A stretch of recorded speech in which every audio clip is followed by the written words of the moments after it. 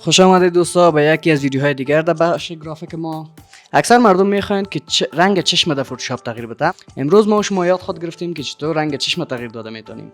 خب در فوتوشاپ آمده اولا چی میکنیم که یک ادجستمنت لیر کاروز میسازیم. با ادجستمنت لیر کاروز ما داخل رنگ دیتیلز میخوایم که روشن نمایان بسازیم، پس کرو بالاتر میبریم به خاطر که دیگه قسمت های عکس ما رو خراب نسازه.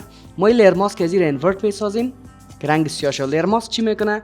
رنگ سیاه پنهان میباشه و رنگ سفید نمایان. پس ما برش تول میگیریم با رنگ سفید و جاهایی را که میخوایم نمایان شوه یا روشن شوه اوجره در لیر ماسک برش میکنیم. وقتی که مردمک چشم ما با برش تول انتخاب کردیم، بازم میتونیم که ما تاریکتر یا روشنتر بسازیم از داخل ادجستمنت لیر.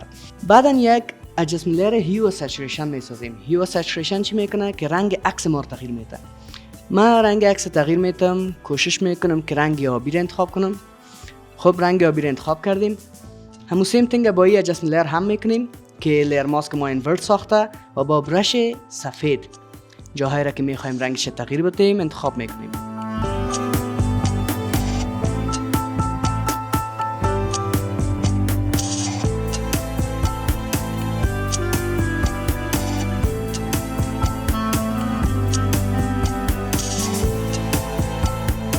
بازم دیگه ادجستمنت لیر هیو و سچوریشن میسازیم، رنگ تغییر میدیم، سیم تینگ اینورت میکنیم لیر ماسک، برش سفید جایی را که میخوایم رنگش تغییر بدیم برش میکنیم.